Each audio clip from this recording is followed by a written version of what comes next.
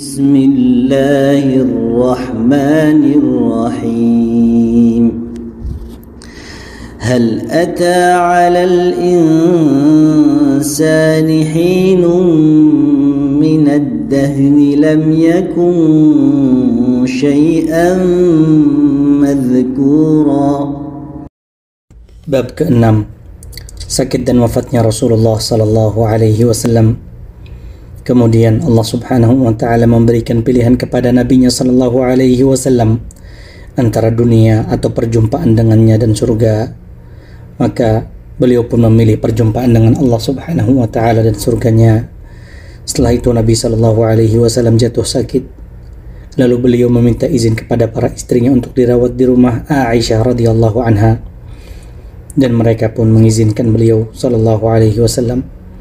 Pada saat beliau sudah tidak mampu untuk mendirikan salat di masjid, beliau mengutus Abu Bakar radhiyallahu anhu untuk memimpin salat kaum muslimin, dan ini merupakan isyarat bahwa ia, yakni Abu Bakar radhiyallahu anhu, yang akan menjadi khalifah sepeninggal Rasulullah sallallahu alaihi wasallam. Pada hari Senin 12 Rabiul Awal, tepat di tahun ke-11 Hijriah, Rasulullah sallallahu alaihi wasallam keluar hendak melihat umatnya yang sedang melaksanakan salat subuh di masjid. Lalu beliau menyingkap tirai dan membuka pintu rumahnya, sehingga para sahabat melihat beliau sallallahu alaihi wasallam, dan beliau pun tersenyum dan memberikan isyarat kepada mereka agar menyempurnakan salatnya. Ketika tiba waktu duha, Rasulullah sallallahu alaihi wasallam pun diwafatkan. Dan wafatnya beliau sallallahu alaihi wasallam merupakan musibah terbesar yang melanda kaum muslimin dan membuat mereka merasakan kesedihan yang sangat dalam. Setelah itu kaum muslimin berkumpul untuk mendatangi Abu Bakar radhiyallahu anhu dan membaiat beliau sebagai khalifah. Tidak ada satupun dari sahabat yang tidak membaiat beliau, karena mereka tahu bahwa Abu Bakar radhiyallahu anhu adalah seorang yang memiliki kedudukan yang tinggi dalam agama Islam. Dan beliau juga merupakan orang yang paling mulia setelah Nabi Muhammad sallallahu alaihi wasallam di antara umat-umatnya yang lain. Kemudian Rasulullah sallallahu alaihi wasallam dimandikan dan dikafani dengan 3 helai kain putih, lalu dimakamkan di tempat beliau wafat, yaitu dalam kamar Ummul Mukminin Aisyah radhiyallahu anha. Hal ini merupakan ketetapan Allah Subhanahu wa taala bagi para nabinya, bahwa setiap dari mereka dimakamkan di tempat ia diwafatkan.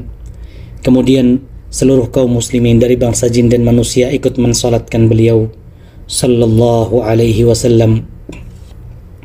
Kita bersaksi bahwa Rasulullah sallallahu alaihi wasallam telah menunaikan amanahnya, menasihati umatnya, dan berjihad di jalan Allah Subhanahu wa taala dengan sebenar-benarnya jihad.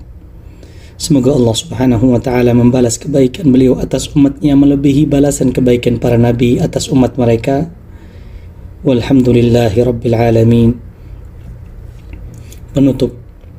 Penulis hafizahullah taala dalam penutupan ini membawakan perkataan salah seorang sahabat Nabi sallallahu alaihi wasallam yang bernama Hassan bin Thabit radhiyallahu anhu, seorang penyair Rasulullah sallallahu alaihi wasallam.